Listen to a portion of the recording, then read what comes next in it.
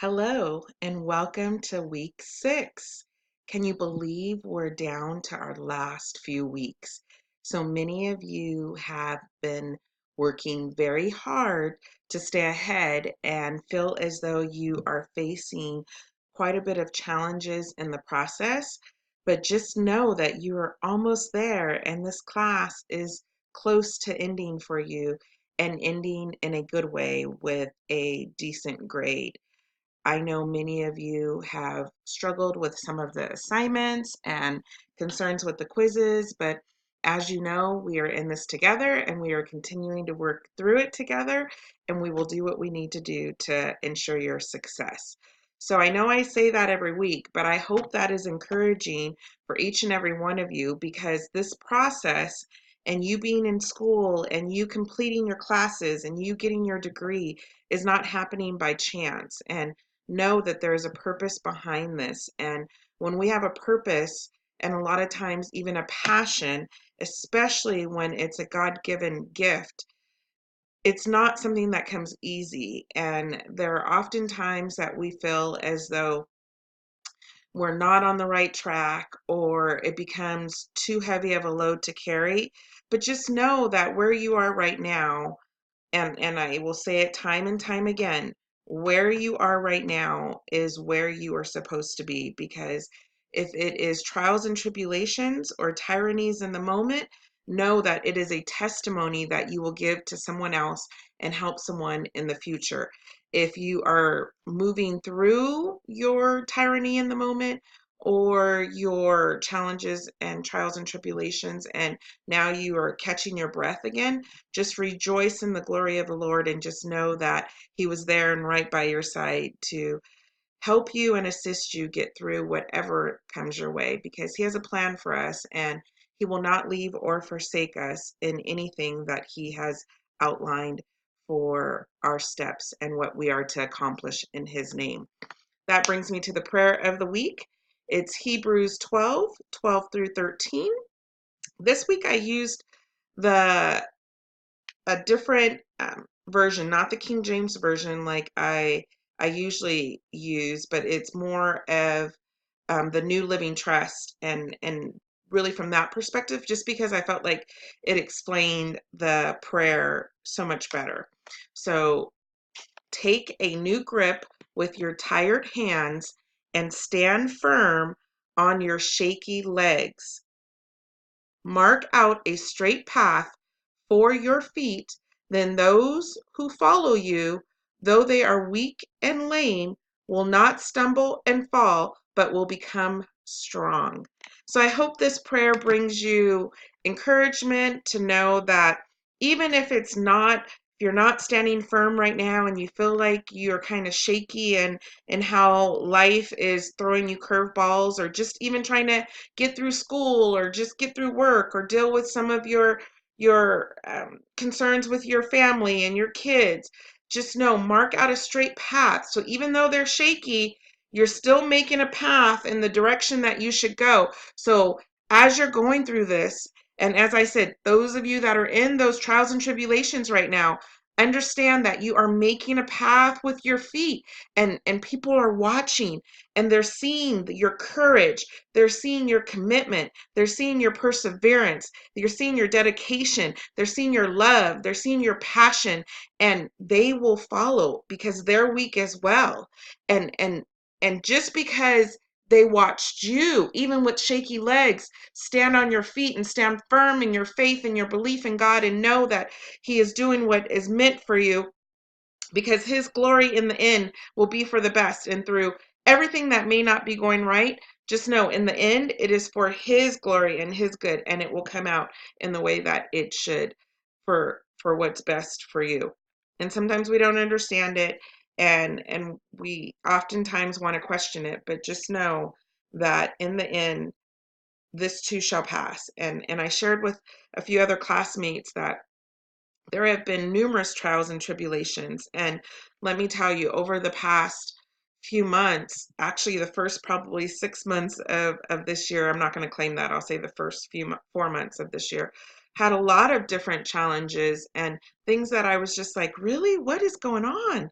why is this happening to me?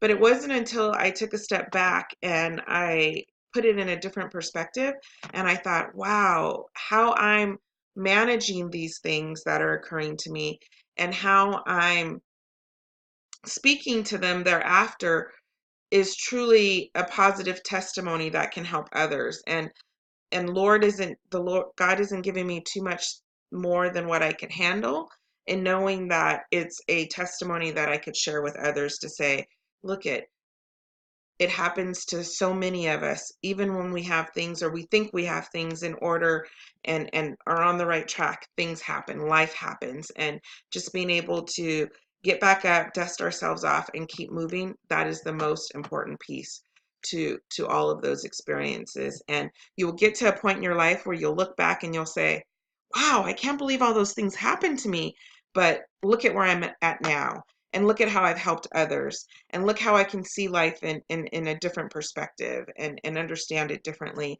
And things that used to impact me don't impact me in those same way. Things that I used to let push my button or get me upset don't bother me the same, because I know that there's a greater good and a greater outcome. And so I just hope that prayer of the week is something that has touched your heart and resonated with you and will be helpful in guiding you through this week to be successful. Moving into our learning activities for the week, for week 6, I'm sorry, we have chapters 10 and 11 that you should be reading. I noticed on the front page the chapters were incorrect, and I see here again it looks like those chapters are incorrect. I will update those. You should be reading chapter 10 and 11. So the PowerPoints are correct for week 6. Just in our agenda, it does not look to be correct here on this page, but I will correct it as soon as I'm done with this recording. Excuse me. So with week 6, you have my lecture that I am will upload and have available to you. You have 2 chapters with the PowerPoints, and I'll talk through those. I'm going to try to move through this lecture for this week because you have a lot of slides in your PowerPoints, but it is really, really good information for you to go through. As we transition from, we talked about just case management and being a case manager as a whole. Last week, we talked about building that relationship and really building your case file. Now we're moving into service coordination and working within the organizational context. And so you'll be able to get a lot of information out of the readings and aligned with the PowerPoint presentations. Don't do one over the other or in lieu of the other. Those should go together. So make sure you're doing those together, okay? I know we spoke of having 2 discussion boards this week. So now I want to hear a little bit more from you in regards to your discussion in relation to looking at short-term and long-term goals. And so first I want you to really reflect and really think about 1 long-term and 3 short-term goals that you intend to accomplish over the next year, or give or take some time.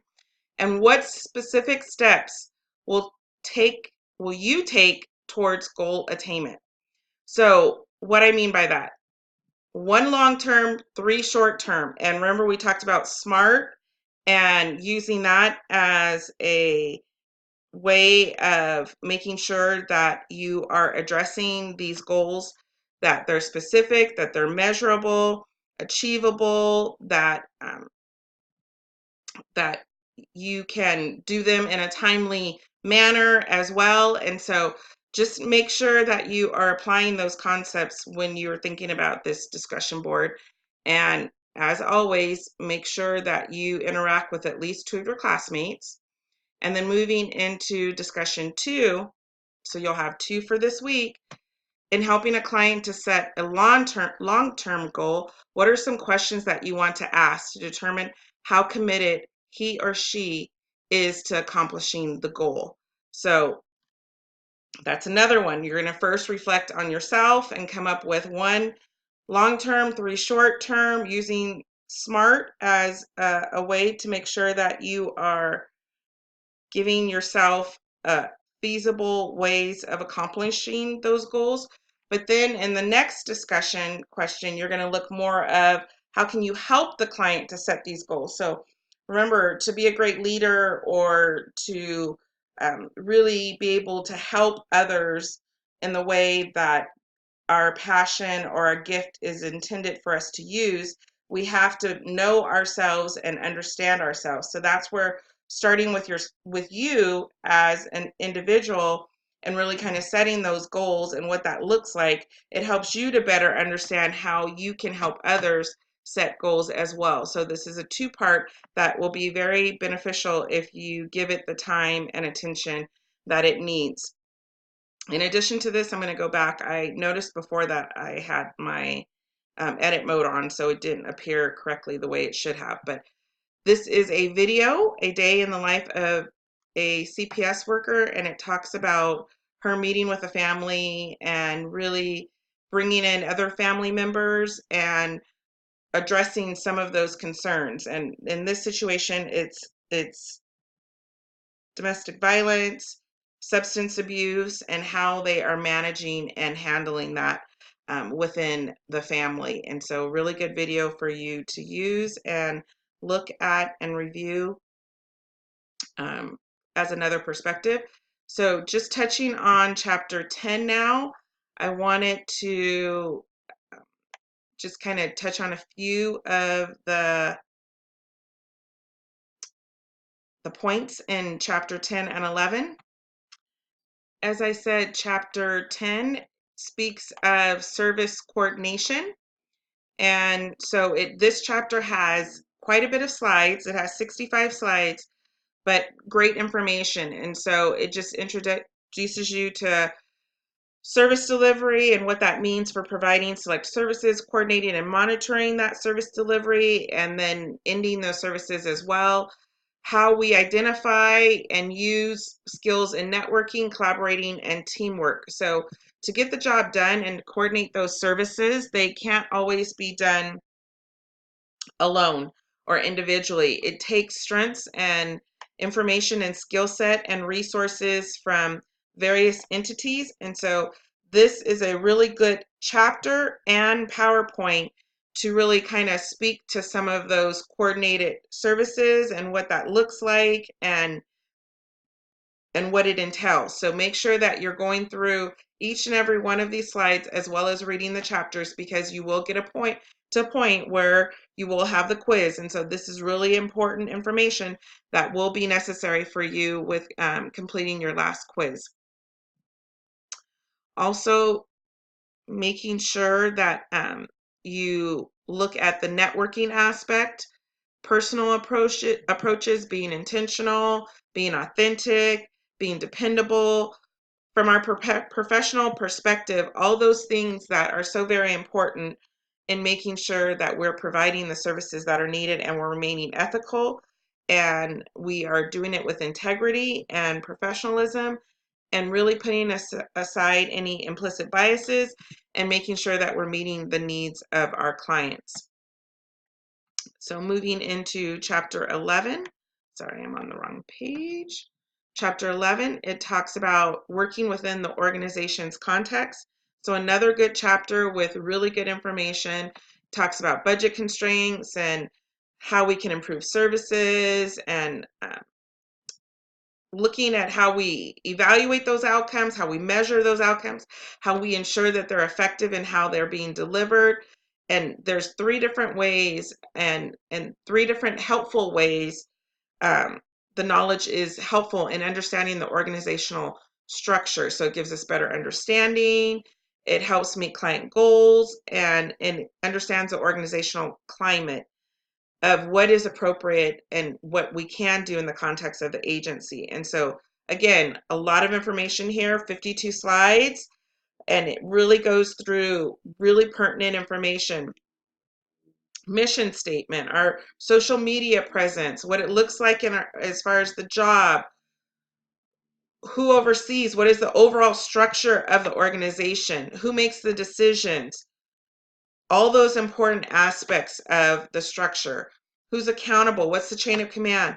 This becomes so very important because when you think about what's going on in our times of today in relation to social work and children and family services and aging and adult services and the Office of Public Guardian, it really has to do with social workers having the appropriate amount of time to be able to address each of the clients that they are assigned and doing it on an ongoing continuous basis to ensure that they are living within safe environments and giving the resources and the services that they need in order to keep their family safe and harm free from any abuse of any type and domestic violence as well. And so it's really important to kind of understand that overarching organizational structure because really when things start to come down from federal to state to local level, and then who do those things impact? More and more, you see examples of agencies that are having to speak to and be held accountable for actions that occur in caseloads due to oversight or lack of follow through. So, for example, the LA County case where social workers are on trial as we speak due to children losing their life due to abuse and not being taken out of the home, or when they went to visit, they thought that they were safe to remain in the home and they really were not because they ended up being killed. Most recently, Riverside, their executive leadership stepped down because of a case that was brought to court in regards to a child losing their life in relation to being part of the workload for Riverside County, and the concerns weren't addressed quick enough or in a way that they were able to keep that child out of harm's way. So unfortunately, that executive stepped down in their role, even though it wasn't them individually that had to do with that, but as the department head over that organization, they're held just as accountable all the way down to the case manager who is responsible for the case. So it's very important that you understand the organizational structure to really get a grasp of what that looks like and how you have to work within that structure and support that structure. And everything you say, everything you do can always come back to impact the organization. So, social media being an important way that things are communicated and videotaped and shared with the world. And so, we really have to be careful and really understand things that we're posting, conversations that we're having, how things can be misconstrued or perceived. And it starts now. Many of you think if you're not working within an agency or organization right now, that, oh, I can post what I want to post and say what I want to say.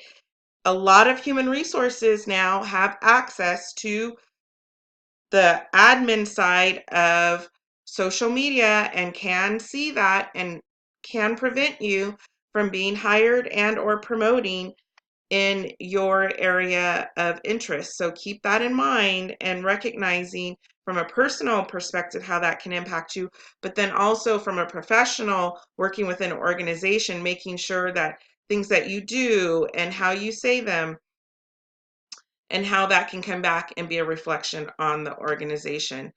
And so really looking at what are you trying to accomplish with using social media and really what should social media be accomplishing you for your organization. And as you see here, that SMART that I was just talking about in regards to your discussion board is relevant here as well in regards to the PowerPoint and the chapter 11. So it just kind of talks through many of those different components. Again, won't go through the entire thing because I want you to read through it with your reading of the chapter and align both to make sure you have that information. I want to see your references from your readings within your discussion boards. And you all were pretty much on track as we close out your actual assessment and role play and your narrative of all that. So I'll be looking at that over the next few days and giving you feedback on that final aspect of that. You should really be focusing on your critical assignment right now. These next 2 weeks should really have your attention to make sure that you are completing that timely and giving it your attention in a way that you can get the best grade possible, because we want to make sure as we close out the last 2 weeks that we are not giving up. You're so close. So hold on and steadfast, and you will make it through with great results. And so I hope I was able to encourage you and share a little bit of additional information with you in regards to what will take place over this next week. If you have any questions, you know how to reach out to me. Shoot me an email, and I wish you the best, and I will see you again next week. Take care. Have a good one.